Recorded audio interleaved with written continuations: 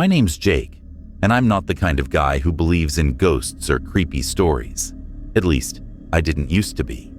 But that all changed when I took a job as a tour guide in a ghost town out in the Arizona desert. It was one of those decisions you make when you're desperate. Bills piling up, no real job prospects, and a beat-up truck that barely runs. So when I saw an online ad for a tour guide gig in some nowhere town called Dust Haven, I thought, why not? The pay was decent, better than flipping burgers, and it didn't seem like it needed much experience. The ad was weird, though. It said something about unusual conditions and strict adherence to guidelines. I figured it was just some quirky, small-town thing. Boy, was I wrong. I packed a bag, filled up my truck's tank, and drove out to Dust Haven.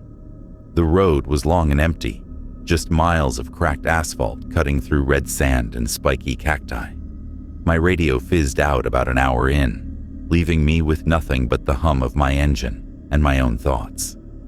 The GPS kept glitching too, telling me to turn left into the middle of nowhere. By the time I saw the faded wooden sign for Dust Haven, the sun was dipping low, painting the sky a bloody red. The sign was half broken, with the words, "Welcome to Dust Haven, Pop Zero," barely readable. It gave me a weird feeling, like I was driving into a place that didn't want me there. The town itself was straight out of an old Western movie, but creepier. Crumbling wooden buildings lined a single dirt street, their windows either boarded up or staring out like empty eyes. A saloon with a sagging porch sat next to a general store, its sign creaking in the faint breeze. Tumbleweeds rolled lazily across the road, and the air smelled like dust and something sour I couldn't place. There wasn't a single person in sight, just silence so thick it felt like it was pressing on my chest. I parked my truck in front of a small building with a sign that read, "Visitor Center," though it looked more like a shack someone forgot to tear down. Inside, the air was stale, and a single fluorescent bulb flickered overhead. There was a counter, cluttered with old maps and brochures, and behind it stood a guy who looked like he'd been waiting for me his whole life. He was tall and thin, maybe in his 50s, with gray hair slicked back and eyes that didn't blink enough. His name tag said Carl, and he gave me a smile that didn't reach those cold eyes. "You must be Jake," he said, his voice low and raspy, like he smoked too many cigarettes. I nodded, feeling a little uneasy. "Good. We don't get many applicants out here. You're braver than most." I laughed, thinking he was joking, but he just stared at me. He reached under the counter and pulled out a single sheet of paper, sliding it across to me. "These are the rules," he said. "Read them, memorize them, follow them. If you don't, you won't last long." I picked up the paper, expecting some standard employee handbook stuff. Don't steal, show up on time, that kind of thing. But the list was weird. It wasn't long, maybe 10 or 12 lines, but the words made my skin crawl. Things like, "No tours after sunset," and "Don't look in mirrors." One rule just said, "Avoid the church." No explanation, no context, just those blunt commands. "What's this about?" I asked, holding up the paper. Carl's smile faded and he leaned forward, his hands gripping the counter. "Dust Haven's got history," he said. "Things happened here. Things that don't rest easy.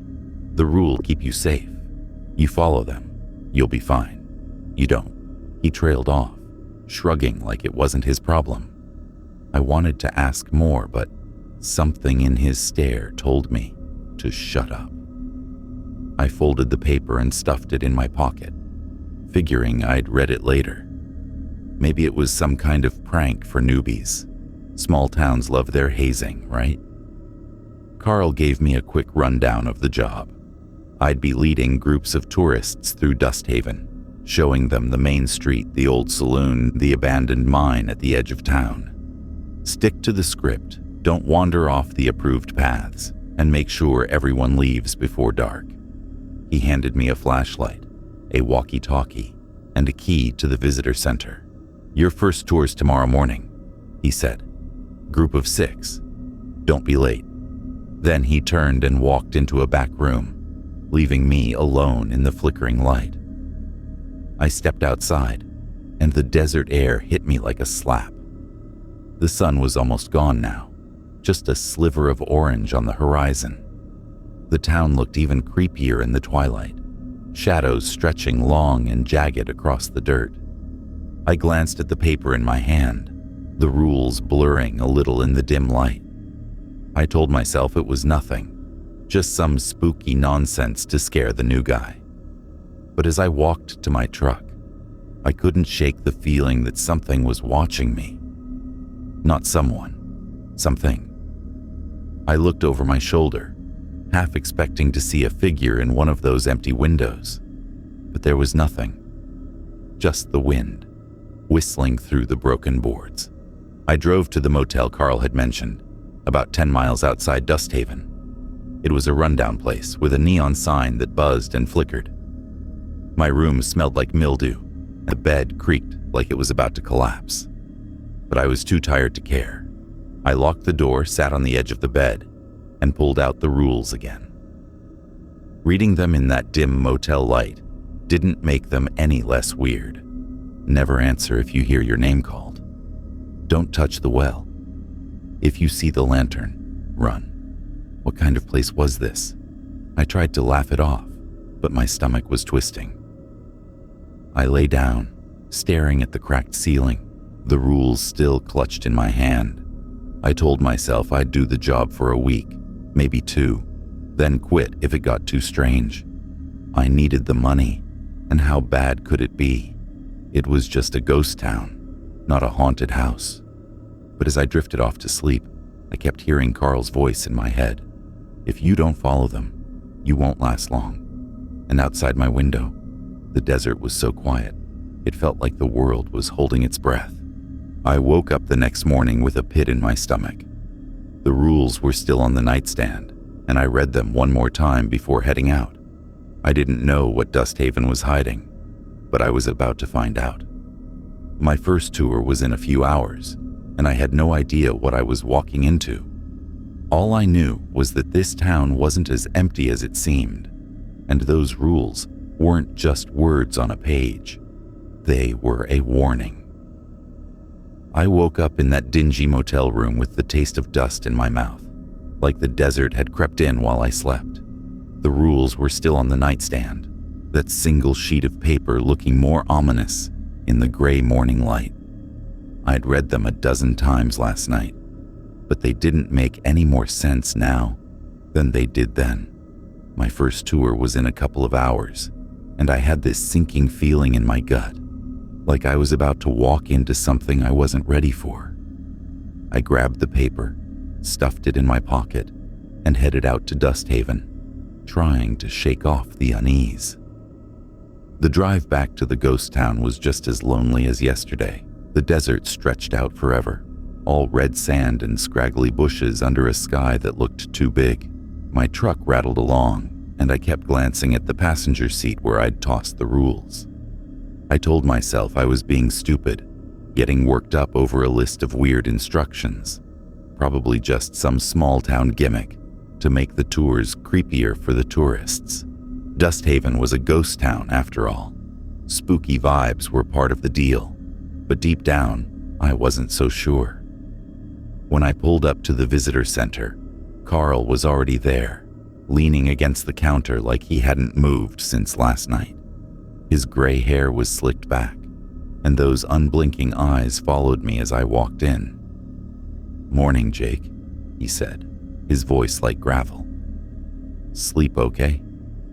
I nodded, not wanting to admit I'd barely slept, tossing and turning with those rules stuck in my head. He didn't smile this time, just pointed to a clipboard on the counter. "Tour groups due at 10. 6 people. Stick to the path, stick to the script, and stick to the rules." He said that last part slow, like he was making sure it sank in. I pulled the paper from my pocket and held it up. "About these rules, I said, trying to sound casual. What's the deal? Is this like a prank for new guys or something? Carl's face didn't change, but his eyes narrowed just a fraction. No prank, he said. Dusthaven's got its ways. You follow the rules, you're fine. You don't, you're not. Simple as that. I waited for him to say more, maybe explain why I couldn't look in mirrors or why the church was off limits. But he just turned and started sorting papers like I wasn't even there. I sat on a creaky chair by the counter and unfolded the rules again, reading them slow this time, like maybe I'd missed something that would make them less creepy. The list was handwritten, the ink smudged in places, like someone had been in a hurry. There were 12 rules, each one weirder than the last. 1. No tours after sunset. 2.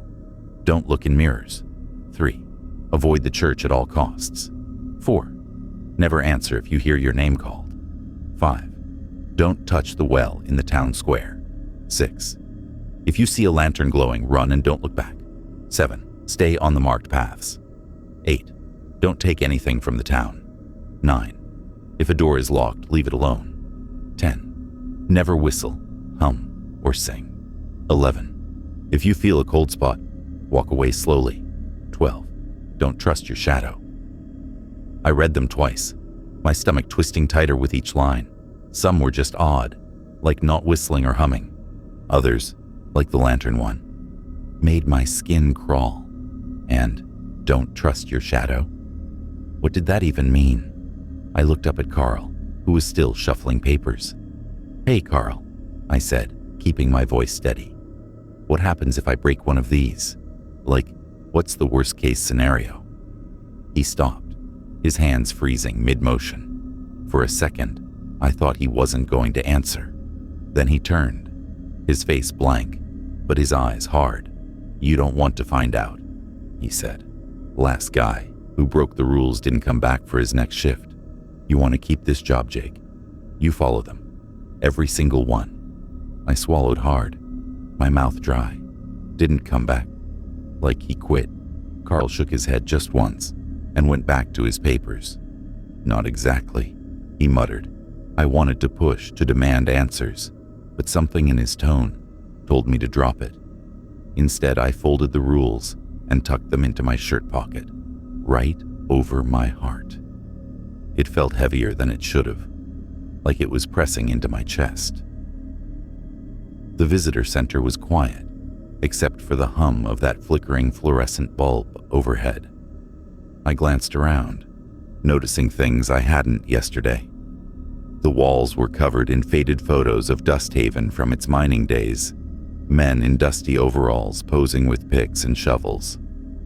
One photo showed a group outside the church, but someone had scratched out all their faces with a pen. I shivered, telling myself it was just vandalism. But the air in the room felt thick, like it was watching me as much as I was watching it.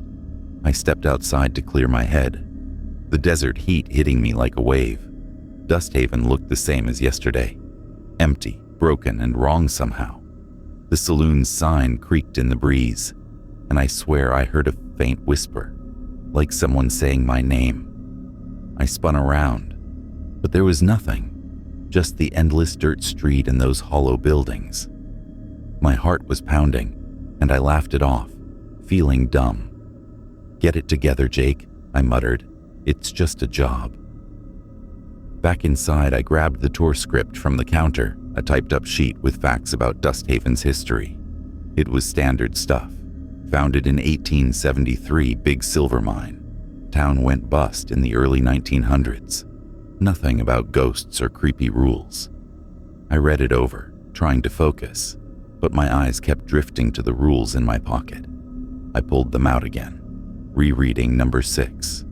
If you see a lantern glowing, run and don't look back. What kind of lantern? Why run? My mind spun with questions, but no answers. Carl came out of the back room, carrying a box of water bottles for the tour group. You're overthinking it, he said, like he could read my mind. Just do your job, follow the rules, and you'll be fine. I nodded, but I didn't feel fine. I felt like I'd stepped into something bigger than me, something I didn't understand. "What's with the church?" I asked, figuring I'd try one more time. "Why can't we go near it?" Carl set the box down, his jaw tight. "Some places hold on to things," he said. "Bad things. The church is one of them. You don't need to know more than that." Before I could push further, a van pulled up outside, kicking up a cloud of dust. The tour group was here. My stomach flipped, but I forced a smile. "Showtime," I said, mostly to myself. Carl handed me a walkie-talkie and a flashlight, even though it was broad daylight. "Keep those on you," he said. "And Jake, don't screw this up." His words hung in the air as I stepped outside to meet the group, the rules burning a hole in my pocket. I didn't know it then, but those rules weren't just words. They were the only thing keeping me alive in Dusthaven, and I was about to find out why. The van door slid open, and my first tour group spilled out into the dusty street, blinking against the harsh Arizona sun.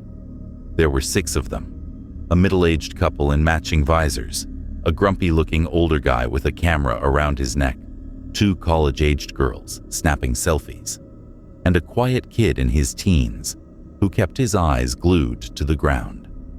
I plastered on a smile, trying to ignore the rules folded in my pocket, pressing against my chest like a warning.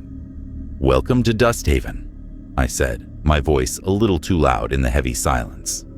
"I'm Jake, your guide. Let's get started." I led them down the main street, sticking to the script Carl had given me. The words felt stiff coming out of my mouth. Facts about Dusthaven's silver boom, the mine that put it on the map, the bust that left it empty. The group nodded along, but I could tell they were more interested in the creepy vibe than the history. The town didn't disappoint. Every building looked like it was one gust of wind from collapsing. The saloon's windows were clouded with grime, and the general store's door hung crooked, creaking even though there was barely a breeze. The air felt thick, like it was clinging to my skin, and I kept catching myself glancing over my shoulder, expecting something. We stopped at the old blacksmith's shop, a rotting shed with rusted tools scattered inside. I was halfway through explaining how the miners used it when one of the college girls, a blonde with a bright pink phone case, pointed down the street. "What's that place?" she asked. I followed her finger to a small wooden shed set back from the main path. It wasn't on the tour route, and I hadn't noticed it before. The door was padlocked, with a faded sign that said, "Do not enter," in chipped red paint. I froze, remembering Rule 9. If a door is locked, leave it alone. "That's just storage," I said, forcing my voice to stay steady. "Old junk, not part of the tour." The group moved on, but I couldn't shake the feeling that the shed was watching us. I know that sounds crazy, but it was like the air around it was heavier, colder. As we walked, I heard a faint rattling, like the padlock was shaking on its own. I glanced back, and my heart skipped. The door was still closed, but the sound was unmistakable. I told myself it was the wind, but my hands were clammy, and I gripped the flashlight Carl gave me like it was a lifeline, even though it was broad daylight. The tour continued, and I stuck to the marked path, just like Rule 7 said. The main street was safe, or at least as safe as Dusthaven got. But the whole time, I felt eyes on me. Not from the tourists. They were busy taking pictures or whispering to each other, but from the town itself. The empty windows seemed to follow us, and every so often I'd catch a flicker of movement in the corner of my eye. A shadow that didn't match anyone's, gone when I turned to look. Rule 12 flashed in my mind. Don't trust your shadow. I shook it off, telling myself I was just nervous, but my skin was crawling. We reached the old saloon, the centerpiece of the tour. It was a big, sagging building with a porch that looked ready to collapse. Inside, it smelled like mold and something sharp. like old metal.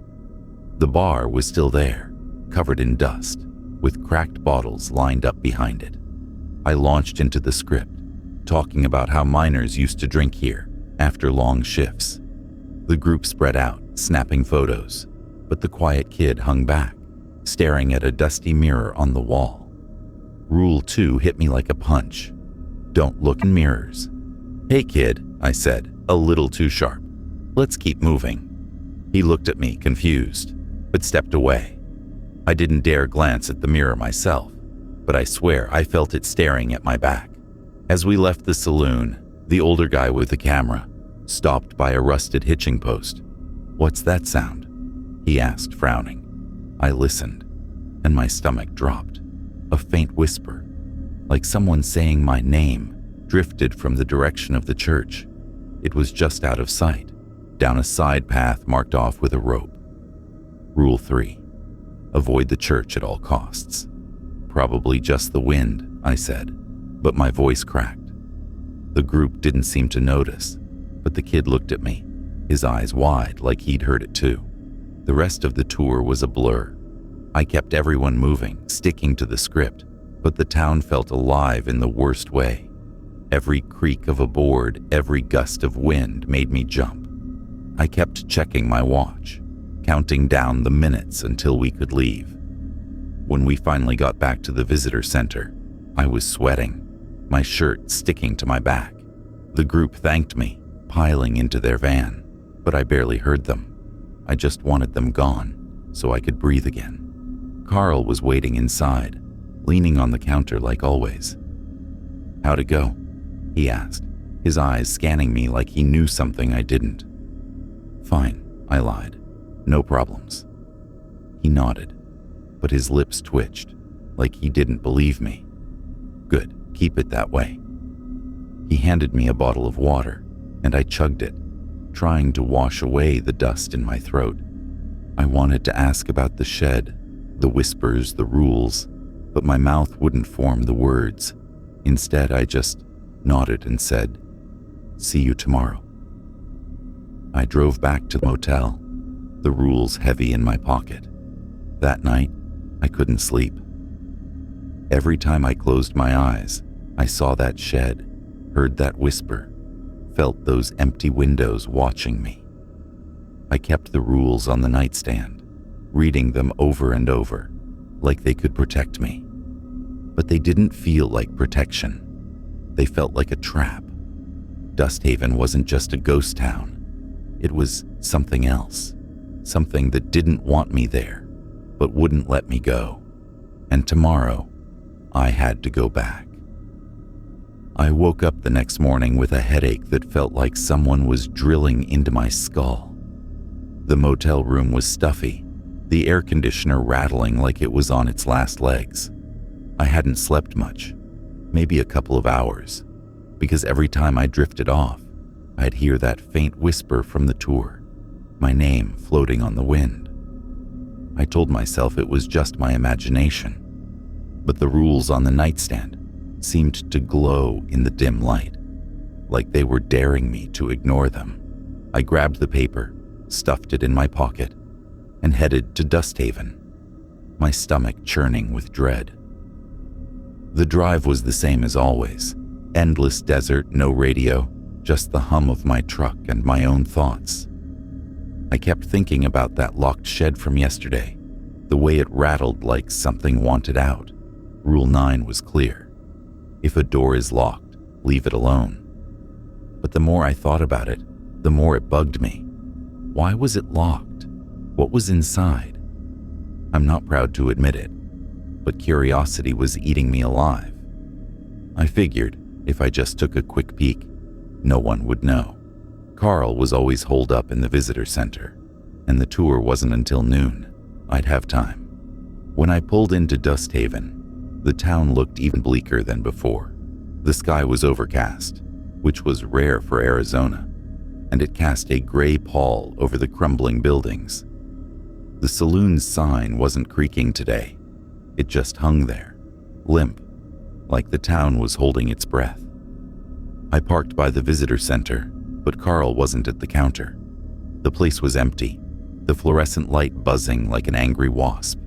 I grabbed the tour script and my flashlight, but instead of prepping, I found myself walking down the main street toward that shed. It sat at the edge of the tour path, half hidden behind a sagging fence. The "Do Not Enter" sign was still there, the red paint flaking like dried blood. I stood there for a minute, my heart pounding, telling myself to walk away, but my feet wouldn't move. I kept thinking about Carl's warning, "You don't want to find out," and the last guide who didn't come back. But I was tired of being scared, tired of rules I didn't understand. I just wanted answers. The padlock looked old, rusted through, like it hadn't been touched in years. I gave it a tug, half expecting it to hold firm, but it popped open with a soft click. My breath caught in my throat. I glanced around. No one was there, just the empty street and those hollow windows staring at me. I pushed the door and it creaked open, revealing a dark, musty interior. The air inside smelled wrong, like damp earth and something metallic. I clicked on my flashlight, and the beam cut through the gloom, showing a small room cluttered with junk, broken crates, a rusted shovel, a pile of dusty ropes. I stepped inside, breaking Rule 9 without even thinking. The floorboards groaned under my weight, and I froze, half expecting Carl to pop out and yell at me. But it was just me and the dark. I swung the flashlight around, looking for something, anything, that would explain why this place was off limits. That's when I saw it, a trapdoor in the corner, half covered by a rotting tarp. It was wooden, with a rusted ring for a handle, and it looked like it hadn't been opened in decades. My gut screamed at me to leave, but my hand was already reaching for the ring. Before I could touch it, a cold gust of air hit me, like someone had opened a freezer door. The temperature in the shed dropped so fast my breath fogged. I stumbled back, my flashlight flickering, and then I heard it, a voice low and guttural, saying my name. Jake. It wasn't a whisper this time. It was clear, like someone was standing right behind me.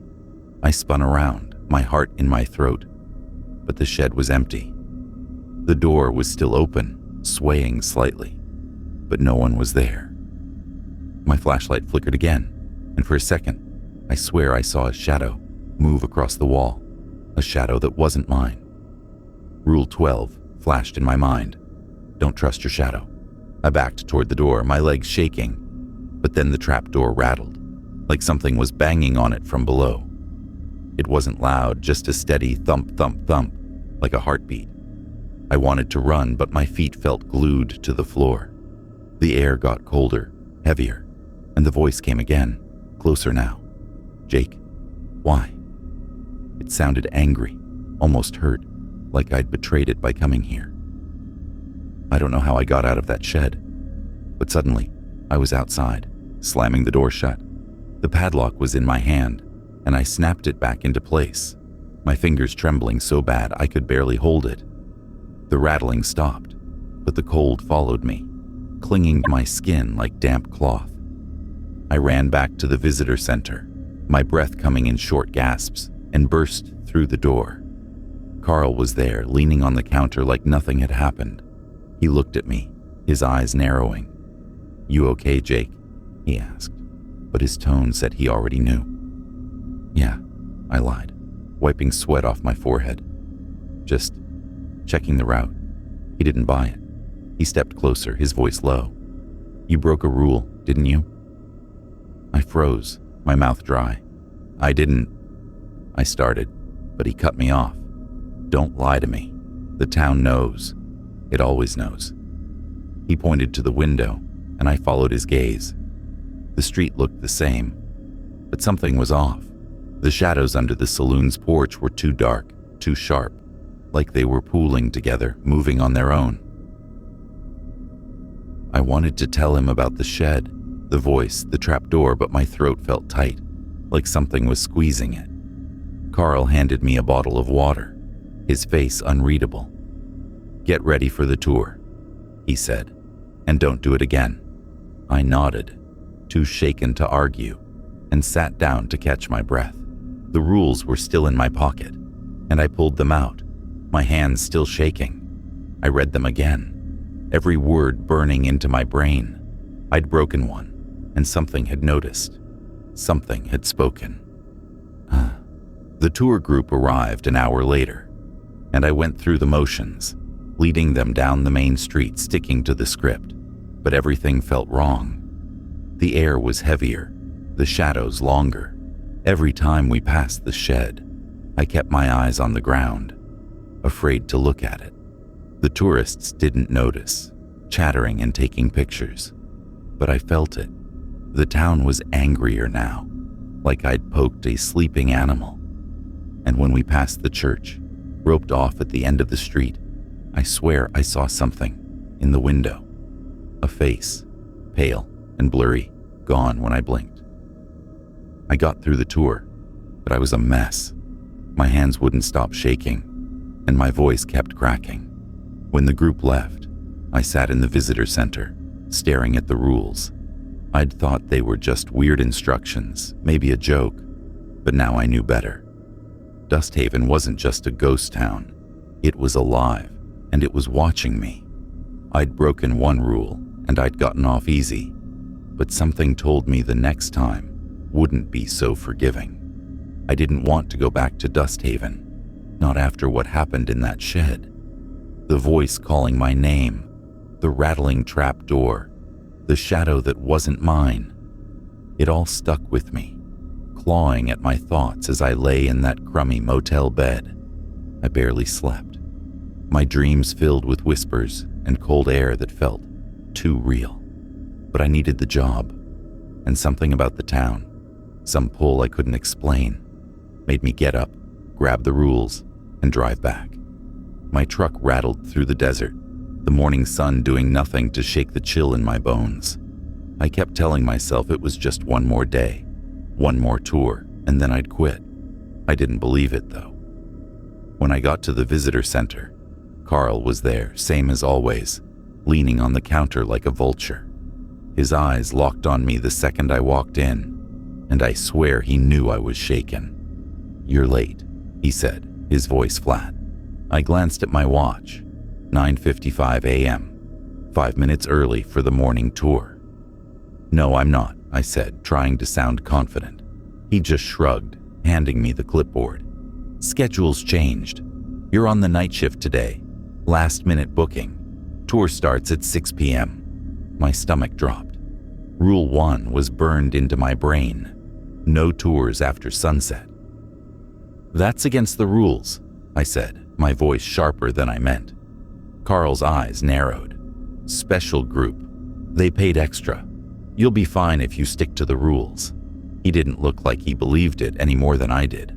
I wanted to argue, to tell him about the shed, the voice, but his stare shut me up. He slid a new flashlight across the counter, brighter than the one I had. "You'll need this," he said, then turned away like the conversation was over. I stood there, clutching the clipboard, my heart pounding. The rules were in my pocket, and I pulled them out, rereading that first one over and over. Sunset was around 7:30 this time of year. A 6 p.m. tour meant we'd be out there in the dark. I thought about quitting right then, just walking out and driving away. But my bank account was empty, and Dusthaven, it had a hold on me, like it wasn't ready to let me go. The day dragged on, the visitor center feeling smaller, the air thicker. I prepped for the tour, going over the script, but my mind kept wandering to the shed, the church, the whispers. Around noon, Carl left without a word, and I was alone with the buzzing fluorescent light and those creepy old photos on the walls. I tried to stay busy, organizing brochures, cleaning the counter, but every noise made me jump. A creak from the roof, a gust of wind outside. I kept the rules in my hand, like they could protect me, but they felt more like a curse now. By 5:30, the sky was turning orange, the shadows stretching long across Dusthaven's empty streets. The tour group arrived in a black SUV, 4 people this time, a couple in their 30s, a guy with a goatee who looked like he was here for thrills, and an older woman with a scarf who kept muttering to herself. They didn't seem like the usual tourists, too quiet, too intense. I gave my usual welcome, but my voice sounded hollow, and I could feel the town watching us. "Let's stick together," I said, gripping my flashlight, "and stay on the path." We started down the main street, the air cooling as the sun dipped lower. The script felt pointless now. Nobody cared about the silver mine or the saloon's history. They wanted the creepy stuff, and Dusthaven was delivering. The buildings loomed darker, their windows like black holes. Every step kicked up dust that seemed to linger too long in the air. I kept my eyes on the path, avoiding the shed, the church, anything that wasn't on the approved route. But the rules were screaming in my head, especially number 6. If you see a lantern glowing, run and don't look back. Halfway through the tour, near the old general store, the goatee guy stopped. "You hear that?" he asked, his voice low. I froze, listening. There it was, a faint hum, like someone singing under their breath. Rule 10, never whistle, hum, or sing. "It's just the wind," I said, but my throat was tight. The humming grew louder, coming from the direction of the church, and I saw a flicker of light in the distance, like a candle in a window. My heart stopped. It wasn't a lantern, not yet, but it was close enough to make my skin crawl. "Let's keep moving," I said, practically shoving the group forward. As we passed the saloon, the air turned cold, like we'd walked into a freezer. Rule 11. If you feel a cold spot, walk away slowly. I tried to stay calm, guiding the group toward the visitor center, but the cold followed us, wrapping around my legs like invisible hands. The older woman with the scarf was muttering louder now, words I couldn't make out, and the couple kept looking over their shoulders. "What's wrong with this place?" the woman whispered to her husband, but I pretended not to hear. I just wanted to get back to the visitor center, lock the door, and pretend this tour never happened. Then I saw it. A glow, faint but unmistakable, coming from the edge of the path. A lantern, flickering in the dark, just beyond the roped-off area near the church. My blood ran cold. Rule say I grabbed the goatee guy's arm, pulling him back. "We need to go. Now." My voice was shaking, but I didn't care. The group looked at me confused, but the older woman's eyes were wide, like she'd seen it too. "Run," I said, breaking every rule of staying calm. We bolted for the visitor center, the lantern's glow fading behind us, but I could still feel it, like it was chasing us. Inside, I slammed the door and locked it, my hands trembling. The group was panting, staring at me like I'd lost my mind. "What was that?" the goatee guy demanded. I didn't answer. I couldn't. The rules were in my pocket, but I didn't need to read them to know I'd screwed up. I'd let the tour go past sunset, and something had noticed. The humming was gone, but the air inside the visitor center felt wrong, heavy, like it was pressing down on me. The group left without another word, piling into their SUV, and I was alone. I sat behind the counter, clutching the flashlight, too scared to move. The fluorescent light flickered, and for a second, I thought I saw a shadow move across the room, a shadow with no one to cast it. My name whispered through the air, soft and angry, and I knew Dusthaven wasn't done with me. I'd broken the first rule, and the town was awake now, watching, waiting for my next mistake. I didn't sleep at all after that night tour. My motel room felt like a cage, the walls closing in as I stared at the ceiling, the rules crumpled on the nightstand, that lantern glow, the humming, the shadow that wasn't mine. They weren't just in my head. Dusthaven was alive, and it was angry. I wanted to quit, to grab my stuff, and drive until the desert was just a speck in my rearview mirror. But something held me back. It wasn't just the money anymore. It was like the town had its claws in me, pulling me back to those dusty streets. I had to know what was going on, why the rules existed, what Dusthaven was hiding. I got to the visitor center early, before the sun was even up. The sky was a dull gray, and the air was heavy, like a storm was coming, though the forecast said clear skies. Carl was there, as always, leaning on the counter like he'd never left. His eyes flicked to me, and I swear he could see the fear on my face. "Rough night?" he asked, his voice low and knowing. I didn't answer, just dropped my flashlight on the counter and pulled out the rules.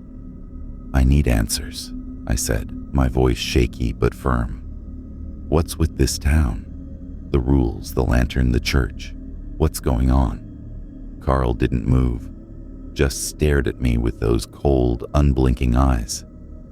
"You broke another rule, didn't you?" he said. It wasn't a question. I thought about lying, but what was the point? "The tour went past sunset," I admitted. "I saw something, a lantern, heard things. This place isn't normal, Carl." He sighed, like he'd heard this all before, and pointed to a chair. "Sit," he said.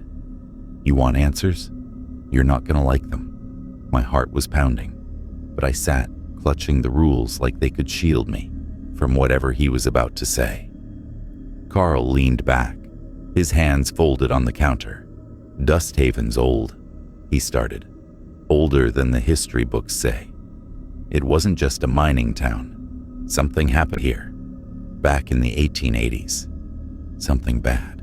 He paused, like he was choosing his words carefully. "The mine wasn't just digging for silver. The miners found something else down there, something they shouldn't have. Nobody knows what it was. Not exactly. Some say it was a vein of black stone that pulsed like a heart. Others say it was a door, sealed shut, with voices coming from the other side. Whatever it was, it changed the town." I swallowed hard, my mouth dry.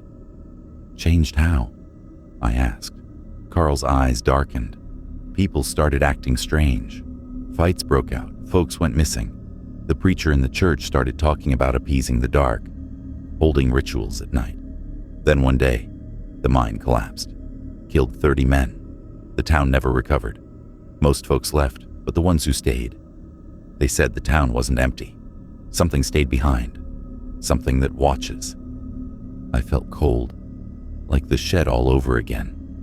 "The rules," I said. "They're because of that thing?" Carl nodded. "The rules keep it quiet, keep it contained. Break them, and you wake it up. You felt it last night, didn't you?" I nodded, my hands shaking. The lantern, the humming, my name in the dark. It all made sense in the worst way. "Why didn't you tell me?" I asked, my voice rising. Carl shrugged. "Would you have believed me?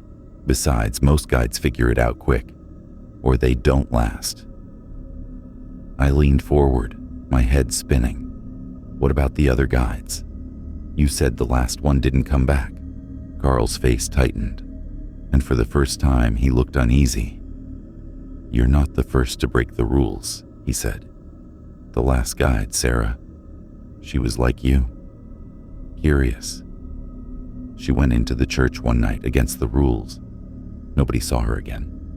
Found her flashlight by the well, but that was it." My stomach twisted. Rule 5, don't touch the well. Rule 3, avoid the church at all costs. I was starting to see the pattern. I stood up, pacing the small room. The photos on the walls seemed to stare at me, those scratched out faces more sinister now. "So what's in the church?" I asked. Carl shook his head. "Don't know, don't want to. The rules aren't just for you, Jake. They're for all of us." He pointed to a box under the counter. "If you want more answers, look in there. Old records, letters, stuff from the town's last days. But be careful what you dig up. Some things are better left buried." I hesitated, then pulled the box out. It was heavy, filled with yellowed papers, faded photos, and a leather-bound journal that smelled like mold. I started flipping through it, my hands trembling. The journal belonged to a miner named Amos, dated 1883. His writing was shaky, like he was scared. He talked about the mine, the black stone, how it sang at night.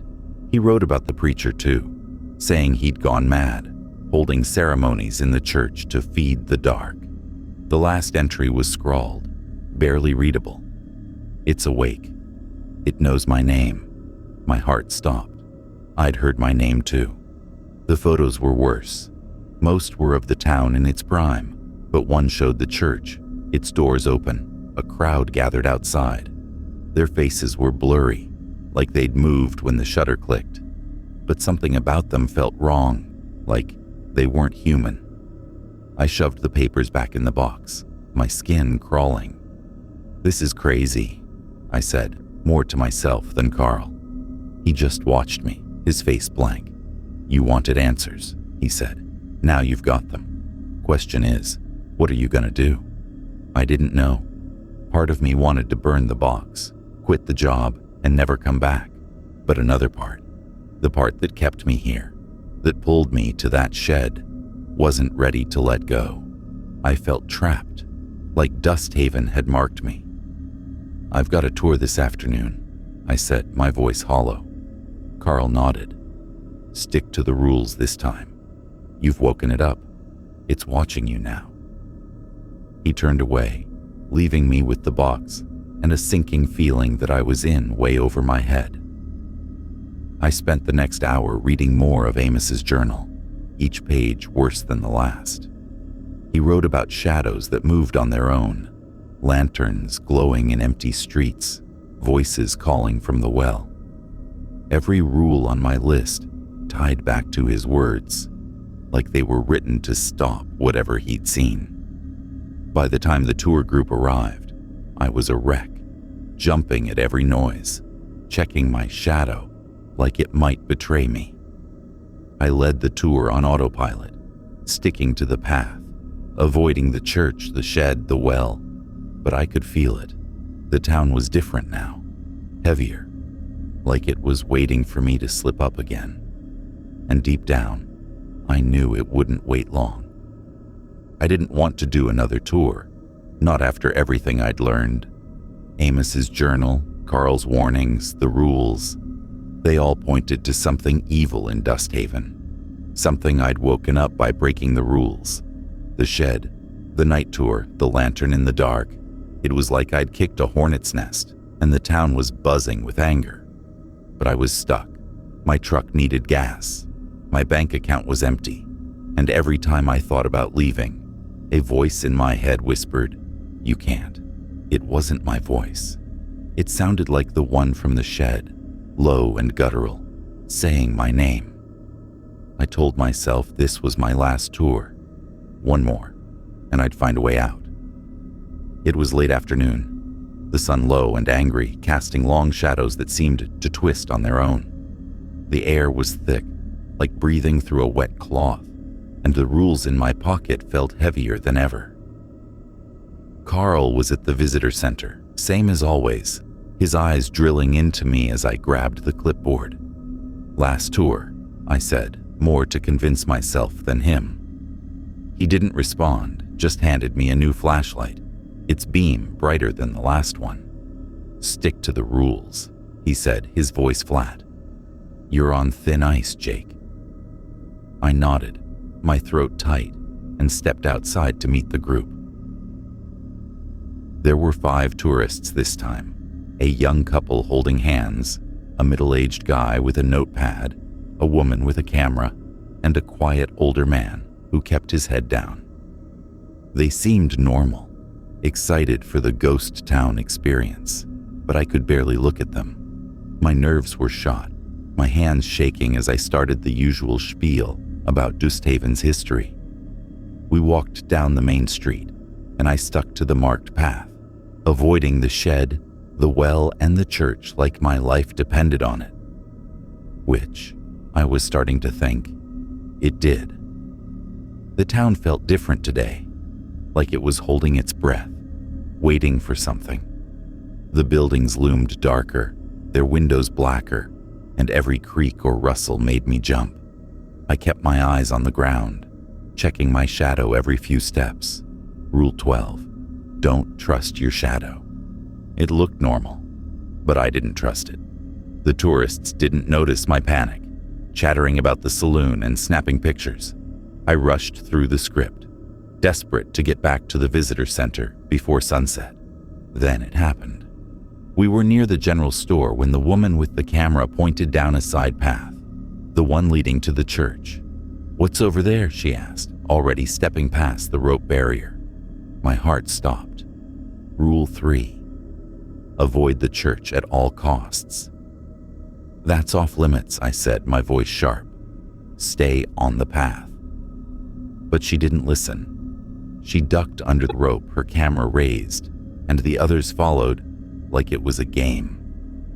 "Come on, it's just a church," the guy with the notepad said, laughing.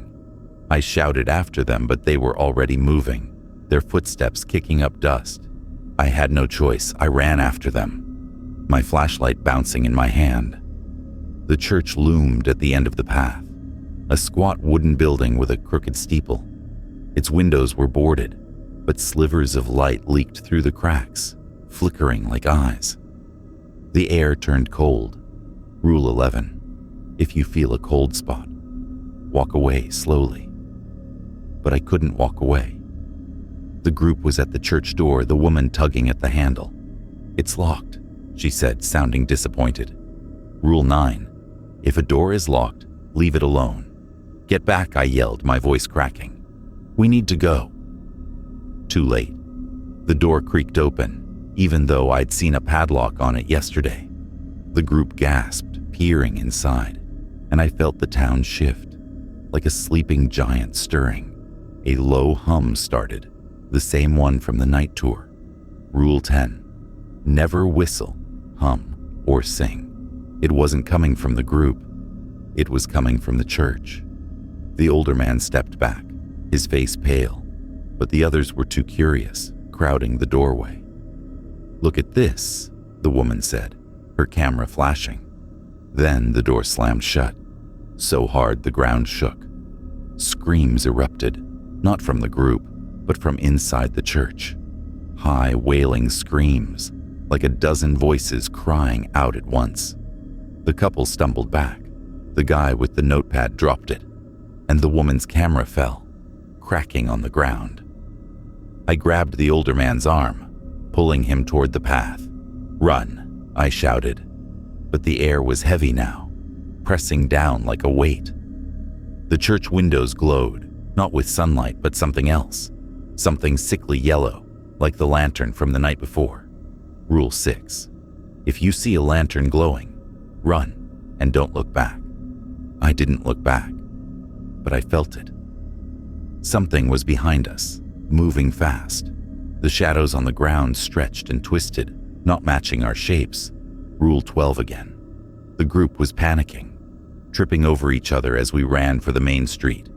Doors along the path slammed open and shut, wood splintering, and the humming grew louder, vibrating in my chest.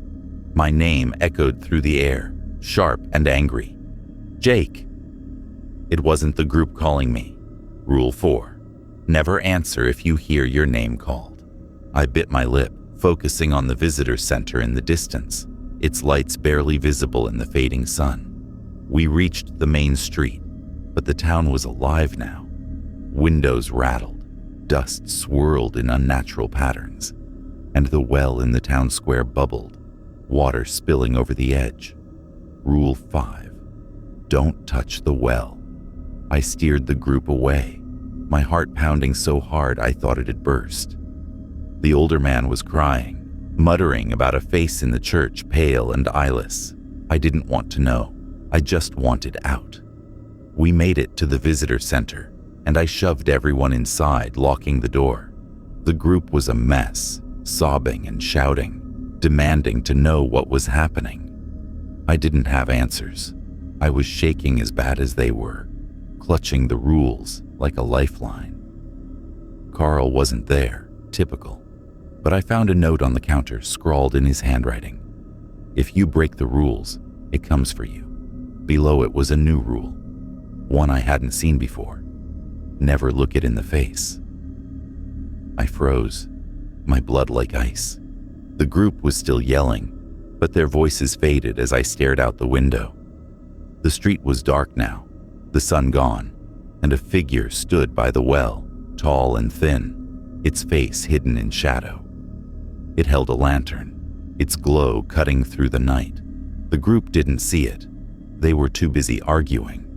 But I did. It turned toward me, and even though I couldn't see its face, I felt its eyes. My name whispered through the walls, louder now, and the door rattled, like something was trying to get in. I don't know if I escaped that night. I remember pushing the group into their car, telling them to drive and not stop.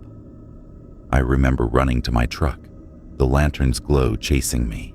I remember the road, the desert, the rules still in my pocket.